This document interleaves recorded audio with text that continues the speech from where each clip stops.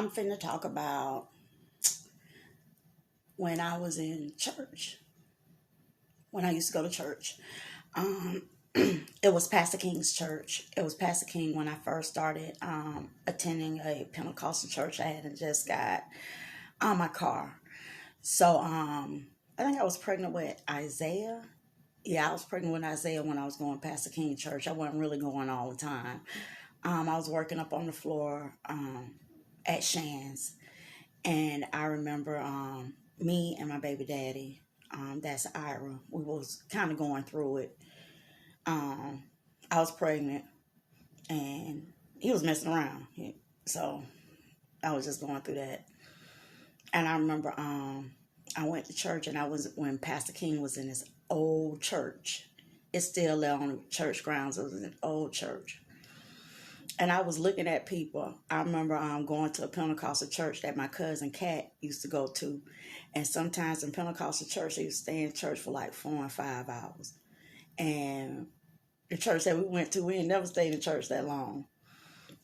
Some churches, they have long church service because of the spirit is high. And some of them, God don't lead them that way. Is to teach and get out. So I remember one Sunday I went there. God was dealing with me with laughing by people. Oh, he dealt with me the next Sunday. I remember I was sitting, I was standing next to this lady, and we was, and we was sitting in church and we were praying, right? So this lady like got slayed in the spirit. So I was looking at her and I was laughing at her. I shouldn't have laughed at that lady at church because I didn't know better. I was shrew. I didn't know better. Because at my family church song, they get slayed in the spirit, it's okay. But this lady, she was speaking in tongues, she was hollering, she was running around in the church. And I'm looking at her laughing. Because I ain't never really seen nobody catch the spirit like that. So like the next time church was to begin, all my cousins came to church. It was a couple of them from Hawthorne that came to church because I hadn't started back going to church. So they went to Pastor King Church. I ain't know what I did, but they was telling my mama what I did. So I was doing prayer service. Pastor King told everybody to close their eyes and start praying. I started praying. I let the spirit like take over me. And they said the next thing I was doing is running all over the church. They said I was running all over the church. And it's just like I fell out. And I remember when I woke up, I'm looking, because I didn't know how I got on the floor. Literally, I did not know how I got on the floor. But I was on the floor. And I was swearing. So like my cousins, I'm looking around. The ushers looking at me. I'm looking at them. I'm like, what the hell hadn't happened? So Pastor King told me to come up there. I was kind of with it. I was like, I don't know what happened. I was embarrassed then because I was laughing at a lady last Sunday. I was laughing at her. And God dealt with me in that damn church. Because they said I tried to run up out the church and like something pushed me back into the church. God was dealing with me in that damn church. I shouldn't have laughed at that damn lady. I shouldn't have laughed at her. And then Pastor King pulled me up there and prophesied over me. Said God was going to deal with me and I'm going to be a sharpshooter in the spirit realm. He said, you don't know how God going to use you, girl. You're going to be powerful. And I thought that man was crazy. I was like, okay, whatever. So I stopped going to church. Then I met my baby daddy. Got pregnant. I was kind of going through stuff. So I was home. I would never go nowhere. So it was this couple.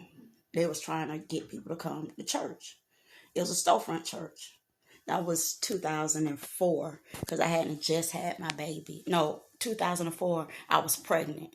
I was depressed, pregnant. So I was sitting at home. And so they came to the door, knocked on the door. It was the church people.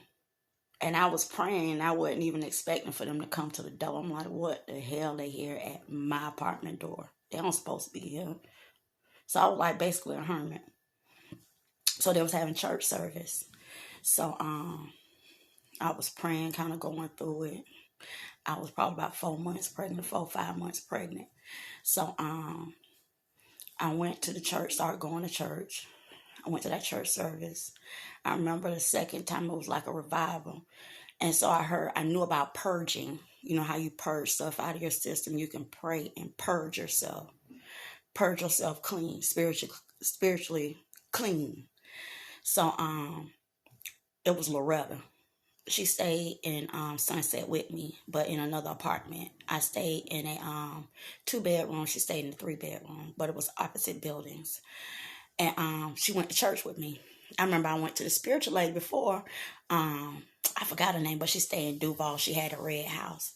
I remember she was telling me, she said, you know your man, he going to be in all white. And he going to be in front of all these people. He said, but you going to be a preacher. And I'm looking at this lady like, okay, I ain't finna say nothing. And that's when I had my Corolla at that time and I was pregnant. She was prophesying over me.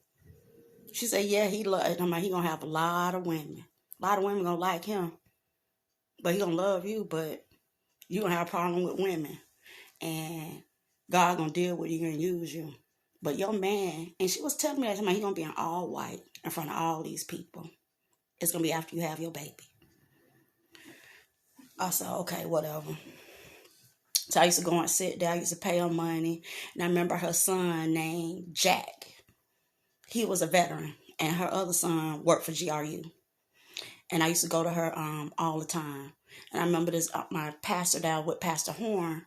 Pastor Horn prophesied over me saying I'm going to be in a big red brick house, all of this stuff. But I would live in an apartment. And so when I was I was doing a little hustling at the time. I was doing my little shit. I was doing my little dirt. And somebody came to my house and took all my shit. So I got pissed off by it because I knew I was doing wrong. So when I started going to church, going back to church, I paid my tithe. I started paying my tithe, paid my offering. I went through it after I was about to have my baby. I ended up losing my apartment. So when I lost my apartment, I told my friend, I said, I'm finna lose my apartment. I guess he ain't believe me. I guess he thought I was lying because he said he wasn't gonna give me no money. So my cousin helped me out. She was messing around with this nurse at AGH. And so she helped me out with $100. I still lost my apartment. I had to get out. So I ended up having to move with her for a month. And I just was going through it. I didn't want to go to my mom's house at the time. And so I was there for about a month. When my money finally came through, I helped her out with bills, food, the whole 9 yards, apartment. I helped out. That was Kimberly. I helped her out. That was back in 2005. And I used to study the Bible all the time. She used to get so mad at me sometimes. She said, why are you reading the word? I was going through it. I was literally going through it, but I wasn't judging her. She was judging me. She said I was judging her, but I wasn't. I was seeing stuff and I was telling her, but I wasn't judging her. Even the people who she was dating, I knew some stuff about them and I used to tell her. So we was in the church and the pastor at the time was Pastor Horn. She started attending church with me. And then she used to get mad. She's like, why you paying your tithe? I said, God said pay 10%. You can rebuke the enemy like that. No matter what you're going through, you can rebuke the enemy by paying your tithe and offering. So I used to pay it. I used to pay my tithe and offering all the time. So I moved from Kimber House and I used to live with my friend Deborah. She got sickle cell. That was my girl. I knew her from when I first got my first apartment in Glen Springs. I remember when she had them crises and when she go through it, she had 2 kids. That was Shanavia and Trey. That was my girl. I can go to her anytime I want to. And she loved Mega. She used to keep Mega all the time for me. But she had sickle cell. Her and Santa knew each other. Because both of them had sickle cell, but Deborah was my girl. That was my best friend. I can lay in our house all day and talk to her about anything. And she'll be there. Her sister was a pastor, Pastor Ellis. She in Georgia. And she could cook too. But when I was going to Pastor Horn Church, I remember she came and visited. And she used to tell me all the time that I was real spiritual. I was a very spiritual person. She knew God was dealing with me a lot, with my man, with my children, with a lot of stuff. She was pastor. And she went to the church. So she had to meet Pastor Horn because she was like a guardian over me. She always used to look out for me. Pastor Ellis, I love you too. Um, she went to the church. She found out I was paying my tithe and offering, and she went to Bible study, and so she knew that side of me. Um, when I got these tickets, when I got pulled over the last time I was in the church, and I know that I had those many tickets, I had $1,400 worth of tickets, or $1,400 or $1,500 worth of tickets I had.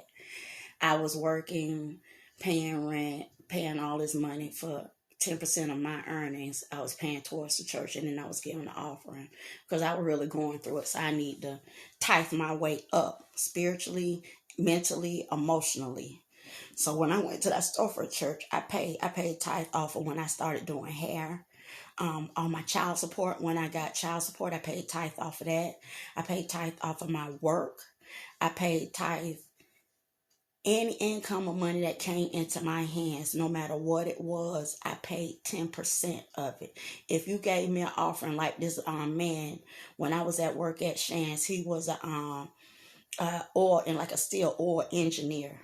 And then he gave me like an offering of like, it was almost $1,000, $800. And I tithed off of my love offering. I tithed everything. So everything I tithed, God blessed me like that for tithing.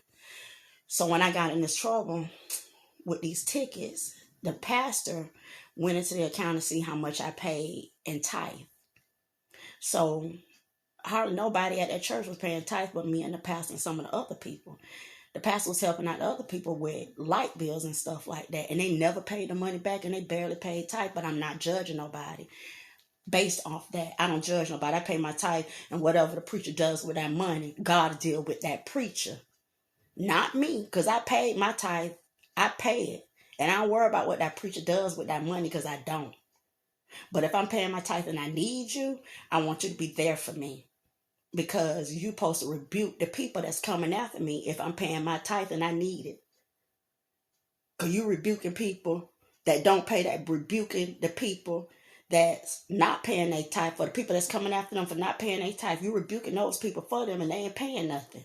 That's not right. That's wrong. So if I'm paying my tithe and I get in a bind, I'm supposed to come to you and you're supposed to rebuke the people from coming after me if I owe them money. Because I done paid my tithe and offering. That's what y'all pastors need to look at. But I don't judge nobody based off what they do. It says that in Malachi. But anyways, I paid my tithe. The lady said, Pastor Horn said it's going to be a loan. So I said, okay, it's a loan. So she wrote out a petition for me to sign. So I asked my mama for the money. My mama and my stepdaddy, they had the money. I could have asked them for the money. But no, I paid tithe at this church, so I need some help. So that means I don't have to ask my mom and dad for money. I need to ask where I paid my tithe at for help. That's what the church is for. They're a hospital. They're supposed to help. Social work, community action, clothes, food, anything. Them churches supposed to be helping, especially if you don't pay your tithe. That's why I say those fish in the pond, them ducks is them preachers. They use them fish in the pond to survive. I just told all of y'all something. So I used to pay my tithe and offering. She had a contract for me to sign. Prophetess Queen Horn Kelly, because she got married. And I remember her husband used to try to rebuke me in the church. So I signed a document. She lent me the money. She took me to the Alachua County Courthouse. She paid the tickets off. After she paid the tickets off, I was able to get a hardship license. So my mom had to take me to the DMV to get a hardship license because I literally could not drive. Or I can go to jail for driving because I had so many points. When I paid the tickets, all those points got on my license. So I could not drive. I had to go for a hardship license. I ended up paying that money myself, out of pocket. Only thing the preacher paid was the $1,400. So when I got my taxes, I even used to tithe off my taxes. I used to tithe all year, and then when I got my income tax, I tithed off that too. So when I got my income tax, I paid that tithe. It was maybe $5,000 that year. So I gave the church $500. Then I paid back the $1,400. Then I gave a love offering. And then it was time for robes. I remember my cousin, Minister Robinson. So after I paid all this money, Minister Robinson came in. She was from Hawthorne. And she gave my robe that I paid for and got fitted for to her. That's what she did. And wanted me to take a robe that was too small and did not fit me. And I paid for that robe. Then I got upset because that was my choir robe that you gave to somebody that was mine. And that wasn't right. And you thought that I should have did that. No, I shouldn't have. It was my robe. So you know what I told that preacher? I said, now the money that you say I owe the church, since she gonna take my robe away and give it to her, you deduct that money. You deduct it. And then I pay you the balance. So I don't owe you nothing because of what you did. And then when you got married, when you was dating that man that was in the church, he said, I ain't know nothing. I was behind my time, and I need to sit down and not say anything. And God was dealing with me the whole time. You ain't know I went to a church where I was being an usher at 9 years old, ushering, doorkeeper duties. That was at Goin' Chapel. Doorkeeper duties. That's the ushers. They doorkeepers of the church. They're seers. They discernment. Most of the doorkeepers at the church door, supposed to have spiritual discernment. And they always supposed to be in petition for that pastor. When that pastor up there delivering a message to those people. I'm not telling y'all how to run an organization. I'm not telling y'all how to run a church. I'm not. But those ushers are always in prayer intercessory. They always got to pay for that pastor for spiritual strength because they get drained up there at that pulpit. But I seen that same pastor up there at Circle K. I think I was walking or something, was doing my lawsuit. She looked at me. She knew the police officers and stuff there. She knew who I was. God gonna deal with you too. And all them other pastors. God told on y'all. All of you. Now, if you went down south, thought you were going to do something with my federal lawsuit, see if I'm going to be lying or going to the people and say anything about me, or I don't know anything about spiritual knowledge, you're wrong. Because I have some spiritual knowledge, but I don't think I know everything. I don't. God will deal with me like that. And I don't think I'm better than anybody. I'm Shrew. Shrew have little knowledge. So I don't know anything. I don't keep acting like I don't know anything.